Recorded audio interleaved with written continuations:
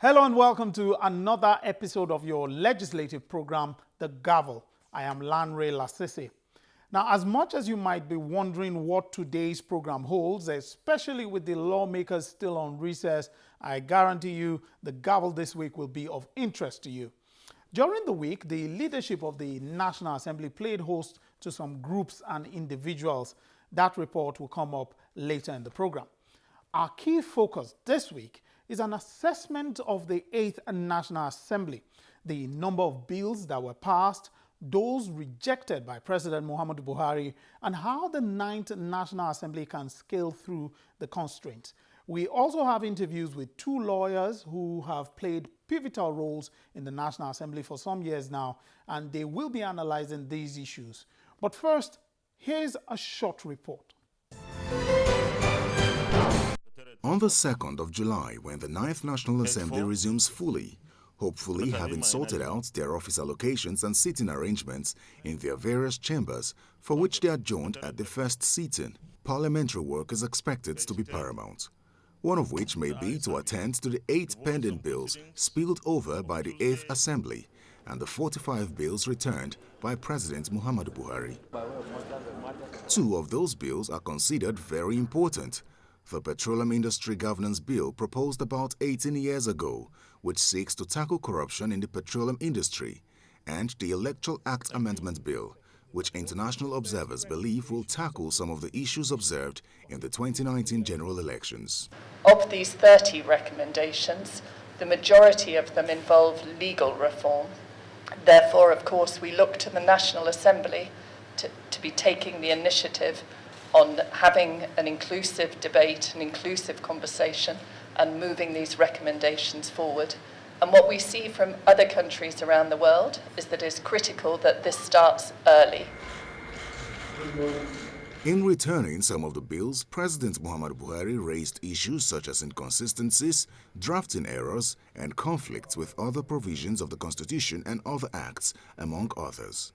As an insider, presiding over the Rules and Business Committee, I had the impression that some were mere excuses. Some of these complaints were mere excuses to throw out certain bills that the executive arm of government was not happy with. I challenge any person to fault any of the reasons given by His Excellency President Muhammadu Buhari in declining assent to any of the bills.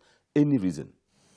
On the issue of a smooth budgeting process to avoid padding, passage delay, and possibly achieve a January to December budget cycle, the leadership of the 9th Assembly is expected to live up to its promise. Majority of the people, whether they are individuals or businesses or corporations, they wait for the budget. So we want to see a budget process that starts and ends within 3 months between September and December, so that we go back to the January to December budget cycle by the grace of God.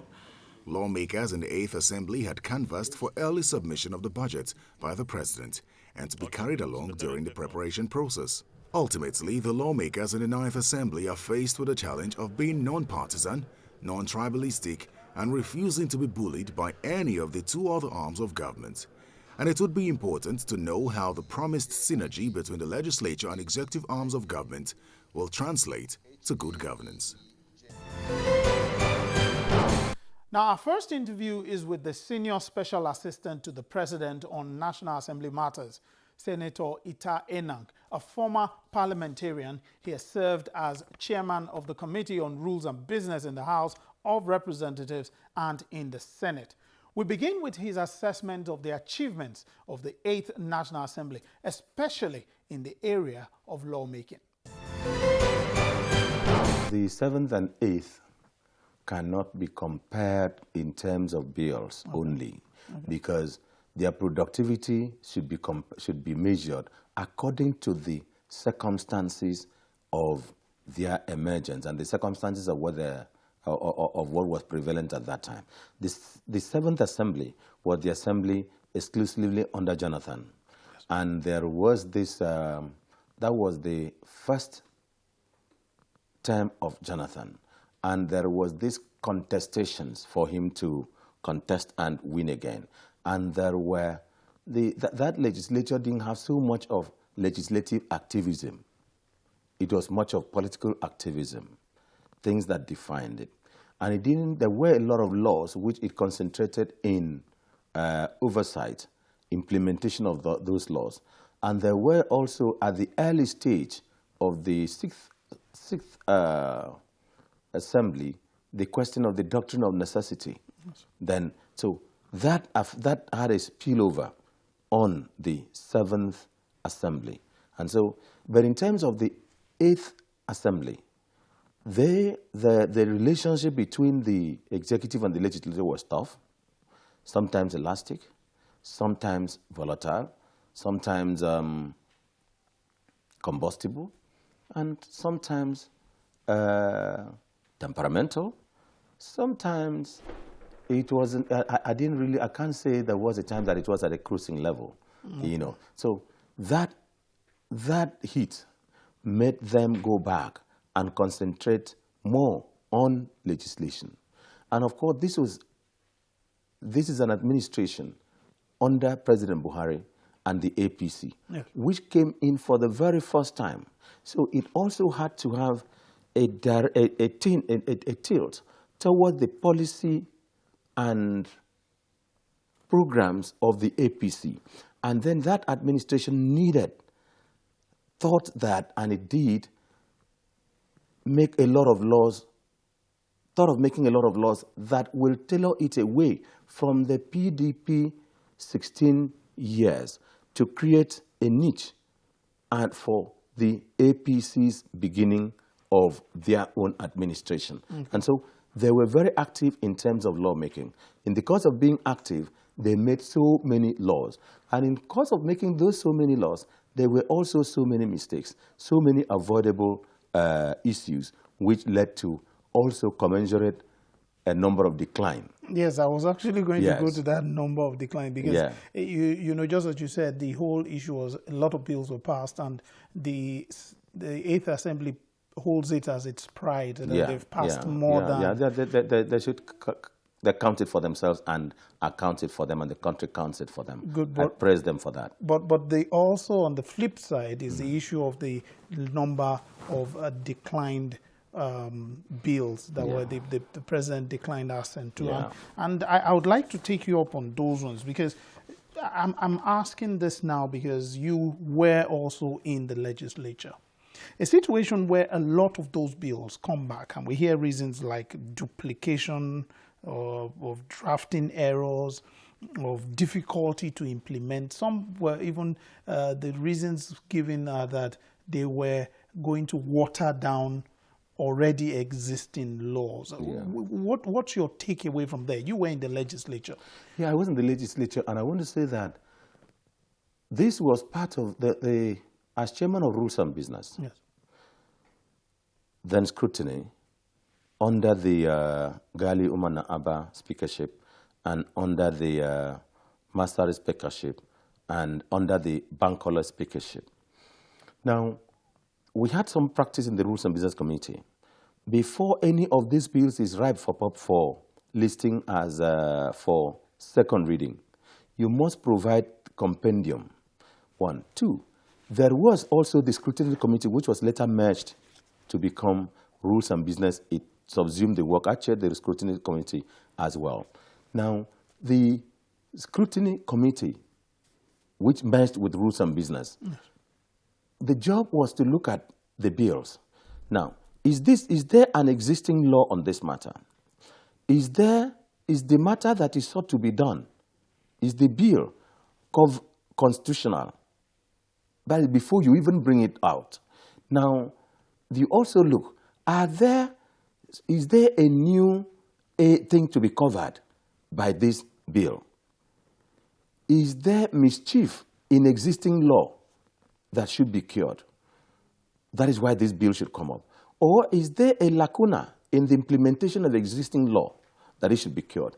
And this bill, is it seeking an amendment, or is it an originating law? If it is an amendment, has it touched the area that ought to be amended? Now, are there some other laws in other statutes which covers this subject, which the repeal could, that is the consideration of this bill could cure all that. We did that at the Rules and Business Committee level before we listed them for public hearing. And it was after that that we gazetted it. And because of gazetting, members and the public will see that this bill is on. And when they see, they will raise issues. They will be interested in public hearing. Now, I apologize to the legislature. You really have those bills, some of them gazetted. Some, it goes for gazetting after it has passed second reading and it is at the committee stage. Some of them, the public are not aware. Some of them, again, with respect to my colleagues, the legislators in the House and the Senate, some of them will just say, let it be done. So let me go. It is not your business. At a point, we started getting a little bit loose because members who were going for election said, look, I haven't had a bill. Let this one go. Let them kill it on the floor.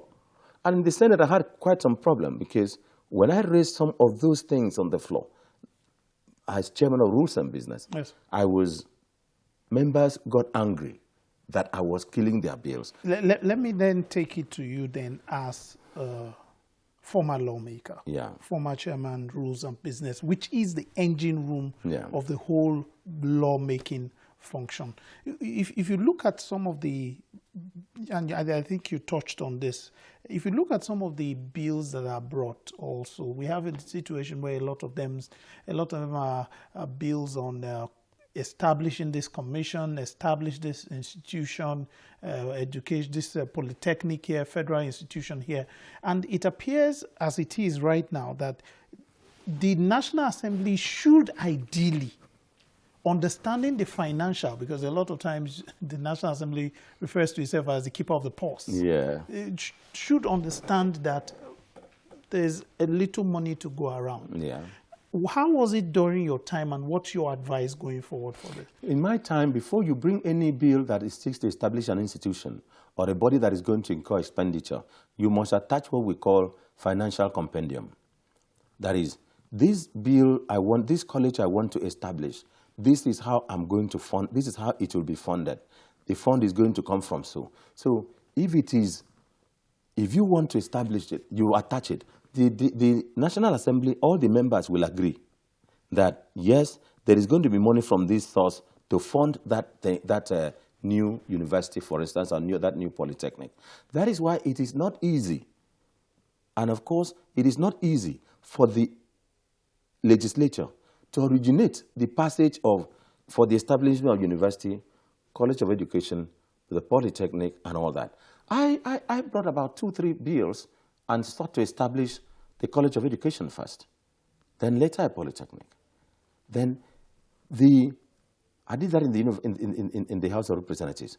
It could not come out in the House of Representatives, but it came out in the Senate, but it was struck down because the Senate president then referred it to Senator Uchechukwu Merije of blessed memory. And he said, you are chairman of education.